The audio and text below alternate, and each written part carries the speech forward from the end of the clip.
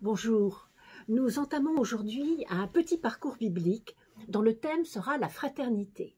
Ce parcours se situe dans le cadre de la lettre du pape François Tutti Fratelli et nous travaillons d'ailleurs dans le cadre de la conférence des évêques de France. Le pape part d'une phrase de François d'Assise qui dit « La fraternité universelle, celle qui unit tous les hommes aimés de Dieu, enfants de Dieu ». À dire vrai, cette fraternité est en germe dès les grandes listes de peuples que nous donne le livre de la Genèse. Et Jésus, le Christ, Fils de Dieu, donne sa vie pour la vie des multitudes.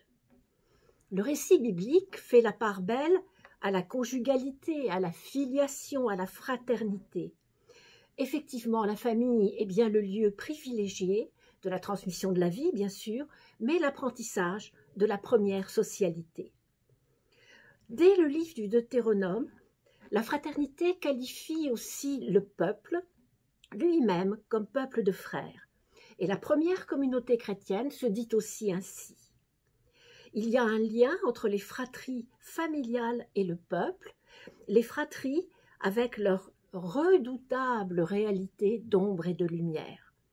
Division, tromperie, jalousie jalonnent les textes, mais aussi la capacité d'un pardon, de réconciliation, d'apaisement. Tout cela étant comme l'expérience, le paradigme d'une solidarité humaine. Être frère et sœur, cela ne va pas de soi, et le mode d'emploi de cette fraternité ne tombe pas directement sous le sens. Et c'est cela qui explique le choix que nous avons fait de titre pour cette série, « Aimer la fraternité ». Cela vient de la première épître de Pierre.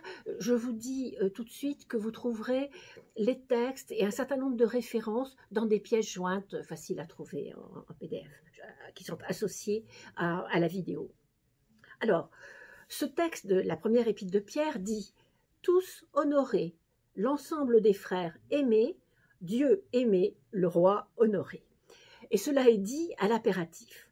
Alors ça nous gêne, mais entendons cela comme un appel, comme une invitation qui nous est adressée à cause et malgré nos difficultés à vivre en frères et sœurs, en famille et entre peuples. C'est un peu comme le double commandement qui est donné à l'impératif, aimer Dieu, aimer son prochain, ça ne va pas de soi. Et comme pour tous les commandements que donne Dieu, on peut entendre « faites-moi confiance et vous vivrez ». Nous avons donc choisi comme indicatif le beau chant du psaume 132-133. En hébreu, il est bon, Tov, il est bon d'habiter en frères tous ensemble. Un chemin est ouvert, une perspective est donnée. Comment rendre possible l'amour fraternel? Comment guérir, sauver de toutes les ombres qui l'obscurcissent? Pour cette première rencontre, je vous propose de regarder 3 situations que j'appelle des ouvertures. Et nous commençons en découvrant un personnage étonnant que vous ne connaissez peut-être pas, qui est Achior, prononcé à l'hébreu, qui est un ammonite.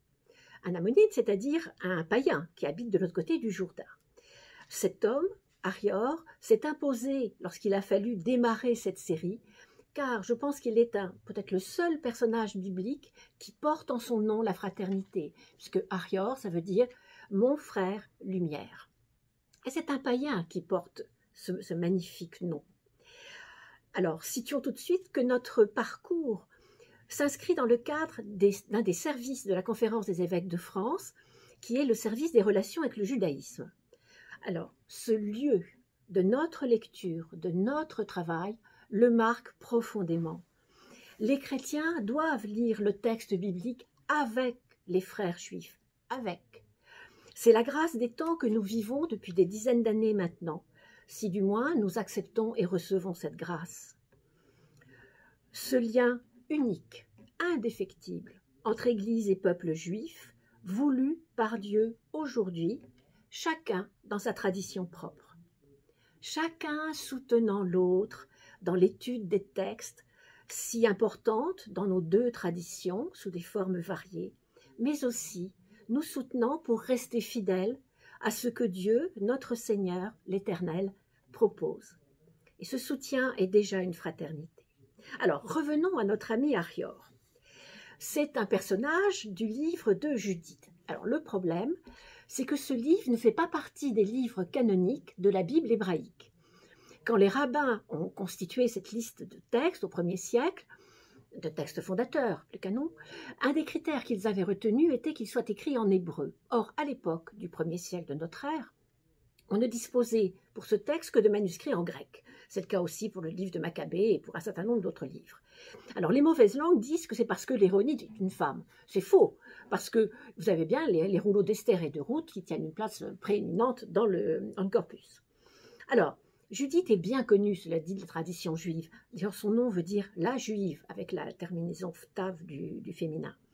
Sa victoire est associée à celle des Maccabées au IIe siècle avant Jésus-Christ, face à Antiochus Épiphane, un souverain totalitaire qui avait envahi Jérusalem et profané le temple. Disons tout de suite que ces récits, ces histoires, sont à l'origine de la fête de Hanouka. On y célèbre la victoire des Juifs comme une lumière que la violence et l'idolâtrie n'ont pu éteindre. Alors, pour notre livre, si vous le lisez, vous le trouverez dans les Bibles chrétiennes, sans problème, dans la tradition protestante, plutôt dans ce qu'on appelle le deuxième canon, mais c'est bien dans la Bible. Donc, si vous l'ouvrez, surtout ne cherchez pas de vraisemblance historique, c'est pas possible, hein. Ni géographique d'ailleurs, parce que la ville de Béthulie n'existe pas, la ville où vit Judith. En fait, ce livre est un roman historique, pour parler un peu comme en littéraire, un roman de fiction. Vous connaissez bien ce genre littéraire, et vous savez que ces romans historiques sont assez proches de la réalité pour dire une vérité, mais en la décalant un peu. Quand ils sont bien mis en scène, les personnages de fiction sont plus vrais que vrais. Ici, nous avons un terrible souverain qui se prend pour Dieu. Alors, Nabuchodonosor, on le connaît, sauf que son général en chef, Holoferne, est plus hypothétique. Bon, enfin, toujours est-il que Nabuchodonosor confie à son général en chef la mission de conquérir tout le Proche-Orient. Et il ne lui reste plus à conquérir que Jérusalem. Les Israélites ont refusé de devenir ses alliés. Mais notre récit ne veut pas raconter le siège de Jérusalem, la ville sainte. Il met donc en scène une ville imaginaire, utopique pour une part, Béthulie, comme un avant-poste de la ville sainte, un verrou, qui, s'il saute, entraînera la chute de la ville sainte. L'enjeu militaire est essentiel. Alors, Holoferne est un bon chef de guerre et il fait venir les rois proches, réputés pour être les ennemis d'Israël. Voilà, les ennemis de mes ennemis sont mes amis. Bon. Il veut des renseignements sur les défenses de la ville et surtout son approvisionnement en eau, car le nerf de la guerre, c'est pas l'argent dans le Proche-Orient, c'est l'eau. Et voilà que s'approche le roi des Ammonites, païen, qui paraît devant lui. Et là, c'est la surprise du chef, comme dit une exégète, Catherine Vial. Achior se lance dans un grand discours. Ce discours donne un récit très favorable de l'histoire d'Israël. Ce n'est pas du tout ce qu'attendait Holoferne, hein. Bon. La Bible propose beaucoup de ces récits, mais dans le cadre des psaumes ou du Deutéronome, de la Torah. Donc, vous trouverez, je vous ai mis un extrait de Deutéronome 26 dans les pièces jointes. Ici, c'est un païen qui le tient, disons-le tout de suite, au péril de sa vie. C'est au chapitre 5 du livre de Judith. Dès le début, Achior annonce qu'il va dire la vérité sur ce peuple.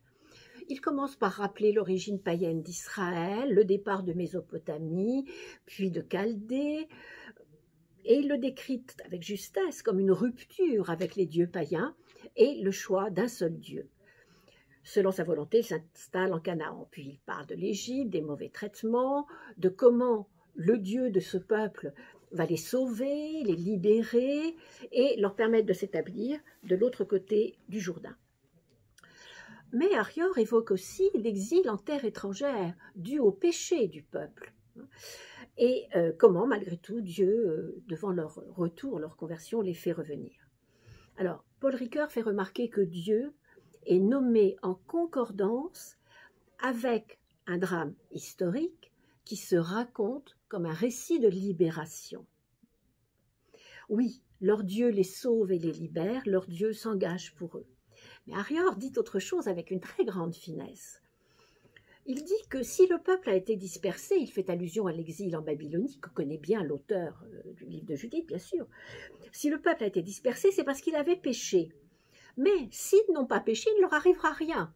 Donc, il faudrait qu'Holoferne s'interroge pour savoir s'ils ont péché. Parce que si par hasard ils n'ont pas péché, leur Dieu les sauvera et la terre entière se moquera d'Holoferne. Donc, de toute façon, devant ce discours, Holoferne récuse tout cela et déclare ni plus ni moins que son Dieu, c'est Nabuchodonosor. Donc, on est vraiment dans le totalitarisme idolâtre. Arior n'est qu'un mercenaire qui défend des évadés d'Égypte. Alors, il ne va pas le mettre à mort, mais il le conduit au pied de la ville de Béthulie. Après quelques réticences, le peuple de Béthulie, au complet, avec les femmes et les jeunes gens, une agora en somme, l'accueille. Arior leur donne alors plein de renseignements sur le camp adverse, juste l'inverse, quoi. Bon. Il est vivement félicité et on donne un banquet. Puis Judith entre en scène, vous connaissez l'histoire. Après avoir éliminé Holoferne, elle revient à Béthulie, avec la tête d'Holoferne, qu'elle a décapité entre deux. On fait venir Arior pour qu'il reconnaisse que c'est bien la tête d'Holoferne. Lui seul le connaît, c'est normal, pour que ce soit lui. À cette vue, il s'évanouit, mais il se reprend bien vite et demande à Judith de faire le récit de son équipée. Alors, une fois de plus, en donnant la parole à Judith, Arior permet la manifestation d'une victoire d'Israël et donc de la victoire de son Dieu. Et Judith lui raconte, au milieu de tout le peuple, ce qu'elle a fait. Reconnaissant l'œuvre du Dieu d'Israël, il croit, se fait circoncire et entre dans le peuple. Mais remarquons pour notre propos l'entrelac des deux récits. Celui d'Arior l'ammonite, mon frère lumière, n'oublions pas, devant Holoferne, et celui de Judith la juive.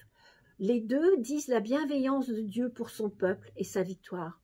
Lui seul est Dieu, ni les dieux mésopotamiens, ni Pharaon, ni Nabuchodonosor. Tout échange de récits est un lieu éminent de rencontre. Chacun entre dans le récit de l'autre et le renforce. Pour Arior, devant Holoferne, ce fut au péril de sa vie. Chacun, chacune reconnaît l'autre, serait-ce la fraternité? Comme le dit Paul Beauchamp, l'ennemi est éliminé, l'étranger devient un frère, selon son nom finalement. Beaucoup reste à lire du livre de Judith. Mais je termine en signalant une petite bizarrerie, entre autres. Comment ce païen sait-il tout cela sur le peuple?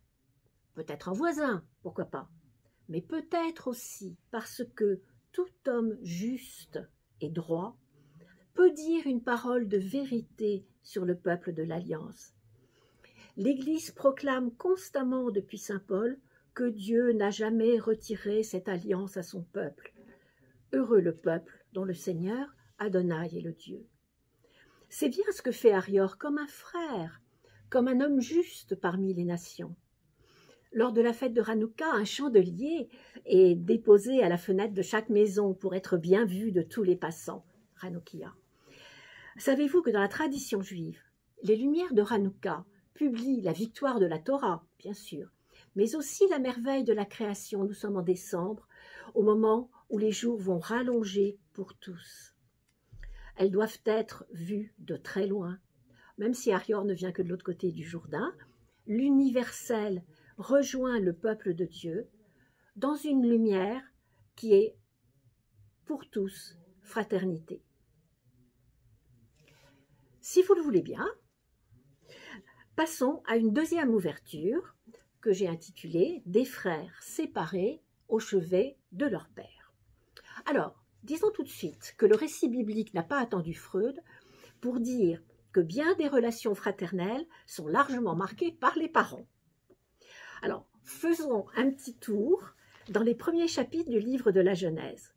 Bereshit en hébreu, un état construit, comme on dit, dans le commencement de toute l'histoire qui va suivre pour la Bible chrétienne jusqu'à l'Apocalypse. Bien. Alors, Bereshit en hébreu, sur ce point, entre autres, le point de l'origine des familles, il porte particulièrement bien son nom. Oui, les commencements, ce qui marque alors que l'enfant n'en est pas conscient. Alors lisons même rapidement, pardon de ce survol, hein, mais on ne peut pas difficilement faire autrement dans le temps imparti. Donc, disons même rapidement ce qui nous est dit de la femme d'Adam. Adam l'appellera Ève, mère des vivants, puisque en dehors du jardin d'Éden, la vie continue. Alors Ève a eu plusieurs enfants. De façon un peu étonnante, quand l'homme, Adam, la connaît et qu'elle enfante Caïn, elle dit « J'ai acquis un homme de la part du Seigneur Adonai ». D'ailleurs, le sens de ce prénom, acquérir, garder jalousement pour soi. Et de nombreux lecteurs font remarquer qu'elle ne mentionne pas le père, quelque chose qui n'est pas en place. Quant au second, Abel, il n'est que le frère de Caïn. Bon, c'est pas génial. Bon, celui qui est rajouté, presque sans existence propre. Vous savez ce qui s'ensuit, nous y reviendrons par la suite. Plus tard, Ève enfante Seth. Elle s'en réjouit. Il, nous dit-on dans le texte, remplace Abel, à ses yeux à elle. Et il faudra attendre la génération suivante pour que Seth, celui-là, un père, enfin donne lui-même un nom à son fils en faisant un être à part entière. Énoch. C'est si vrai que le rédacteur nous dit qu'alors on commença à invoquer le nom d'Adonai. Pour cela, il faut que la paternité soit bien située. Continuons notre petit survol. Le livre de la Genèse, et c'est ce qui m'a frappé en préparant cette émission, nous répète 2 fois la même scène, à propos de frères séparés, voire ennemis. Ismaël et Isaac d'une part, Jacob et Ésaü de l'autre, réunis au chevet de leurs pères respectifs. Plus précisément, au moment de leurs enterrements. Alors regardons leurs histoires. Et commençons par les fils d'Abraham et déjà celle d'Ismaël et d'Isaac. En fait, ils ne se sont jamais connus, sinon enfants. Ismaël avait 13 ans quand il est obligé de quitter la maison d'Abraham, et à ce moment-là, Isaac vient d'être sevré, donc petit enfant. Alors, Ismaël est le fils d'Abraham et de Hagar, la servante de Sarah. Vous savez que celle-ci est stérile, et cela la désole, voire la révolte. Or, Dieu a permis, au chapitre 15, une descendance nombreuse, mais comme elle dit, Dieu n'a pas fait que j'enfante. Alors elle va prendre l'initiative et dit à son mari, va vers ma servante, peut-être que, et c'est le texte, par elle, j'aurai un enfant. C'est pour elle qu'elle veut cet enfant, Hagar ne faisant que la remplacer, une sorte d'intérim. La servante devient enceinte et accapare alors évidemment toute l'attention d'Abraham, ce que Sarah ne supporte pas. Abraham laisse Sarah la maltraiter d'ailleurs, tant et si bien que Hagar s'enfuit. Mais l'ange du Seigneur la rattrape et la renvoie chez sa maîtresse. Qu'elle lui soit soumise, qu'elle garde espérance, son fils sera puissant. Elle revient, met au monde cet enfant, ça dure 13 ans. Et c'est alors que des voyageurs se présentent à la tente d'Abraham et annoncent que Abraham puis Sarah, enfin les deux ensemble, auront un fils. Alors Abraham rappelle l'existence d'Ismaël quand même. Bon. Il lui est répondu par l'ange, ne t'inquiète pas, lui aussi aura une grande descendance. Même si c'est bien Isaac qui gardera l'alliance de Dieu. Abraham et Sarah rient de cette improbable naissance qui se produit pourtant. Alors que va-t-il se passer? Au moment où Isaac est sevré, Abraham donne un grand festin.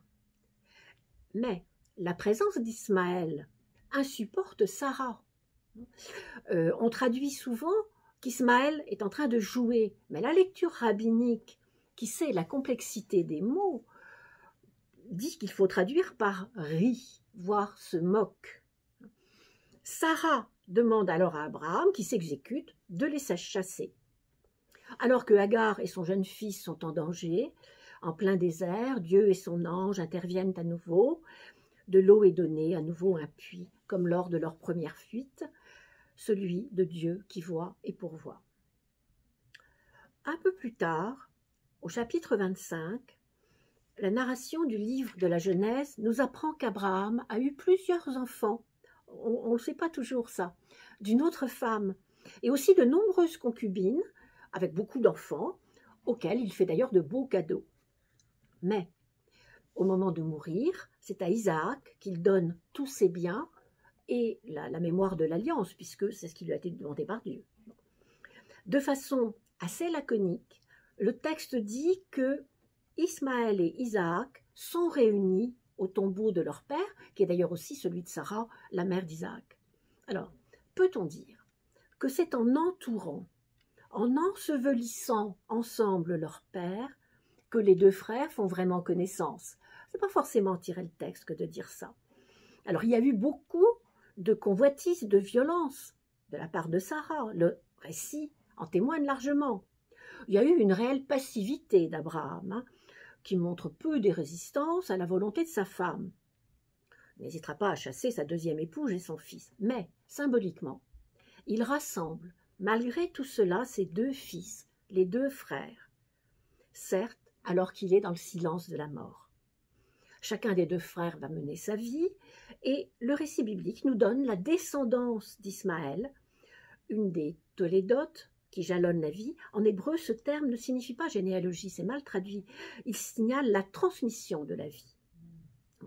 C'est bien Dieu qui veut que chacun des frères ait une descendance, le peuple de l'Alliance, confié à Isaac, et tous les autres peuples. Alors regardons maintenant ce qui se passe du côté des fils d'Isaac. Car bizarrement, pour Isaac, ça ne va pas être si simple d'avoir une descendance.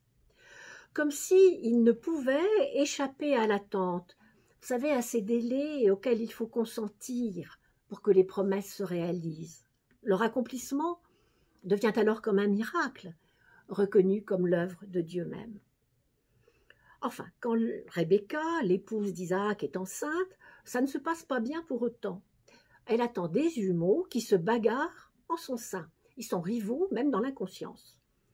Plus grave encore par la suite, chacun est le préféré d'un de ses parents. Ésaü est le préféré de son père. Alors un exégète, André Venin, propose que finalement Isaac reconnaît en Ésaü, qui est chasseur et qui court la steppe, quelque chose du frère dont il a été séparé, Ismaël, dont le texte biblique nous dit que lui aussi vivait dans la steppe. Finesse psychologique du texte biblique, tant de fois mis en valeur par les commentateurs juifs.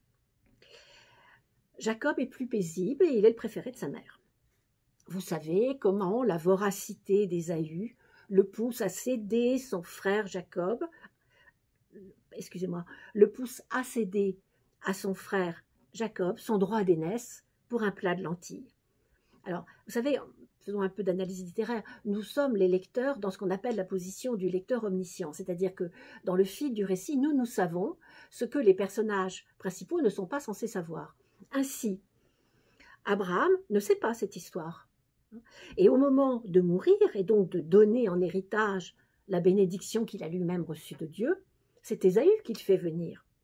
Alors il ne sait pas non plus que Dieu a annoncé à Rebecca que le cadet dominerait l'aîné.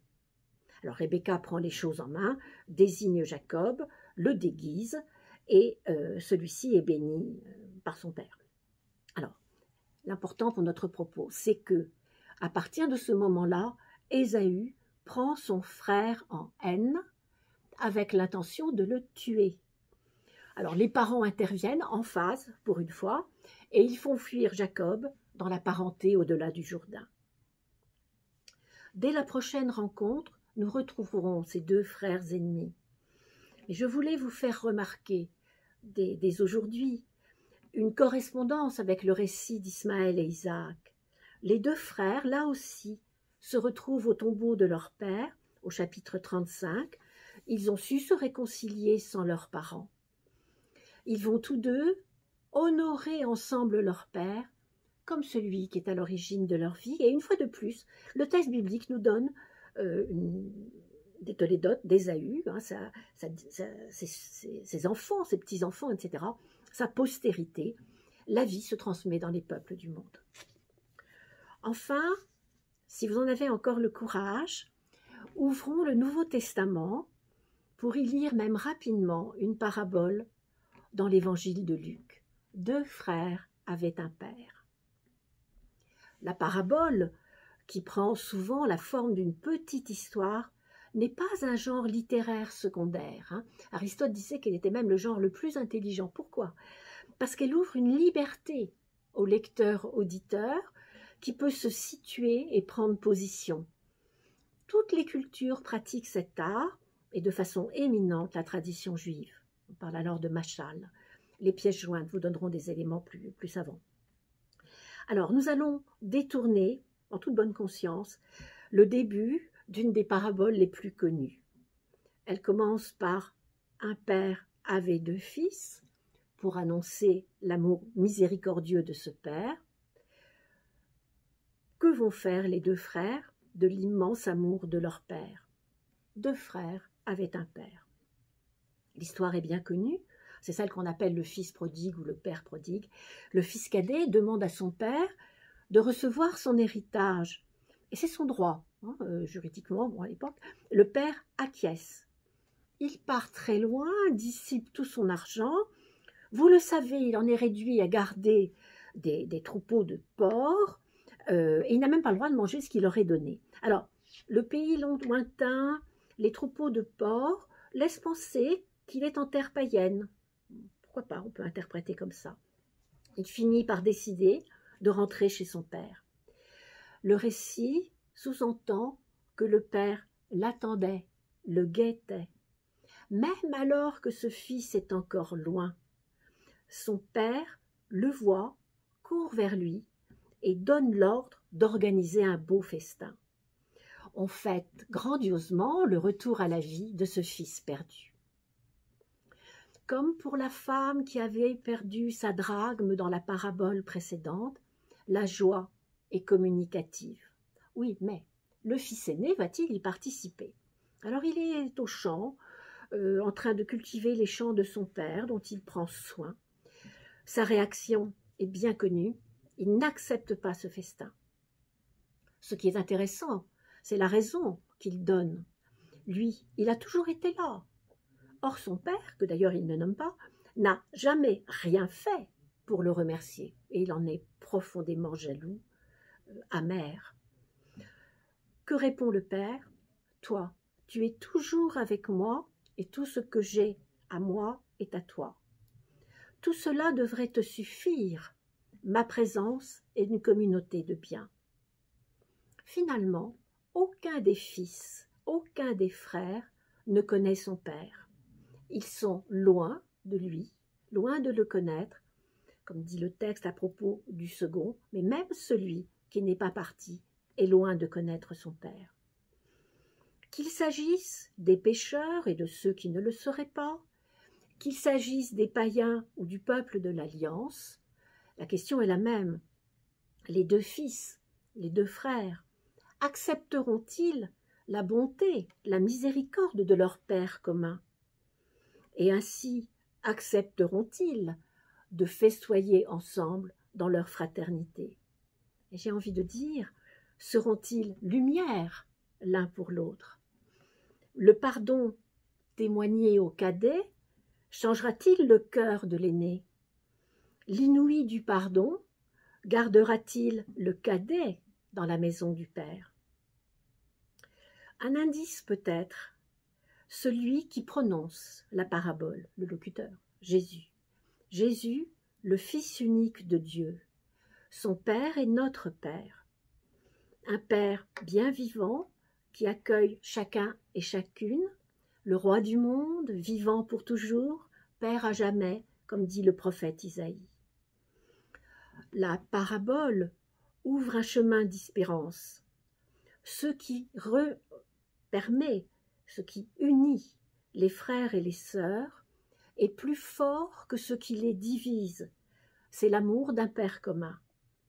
La prochaine fois, nous parlerons de ce peuple de frères appelé à pardonner, à remettre les dettes, comme le Père du ciel. À bientôt. Ça va ?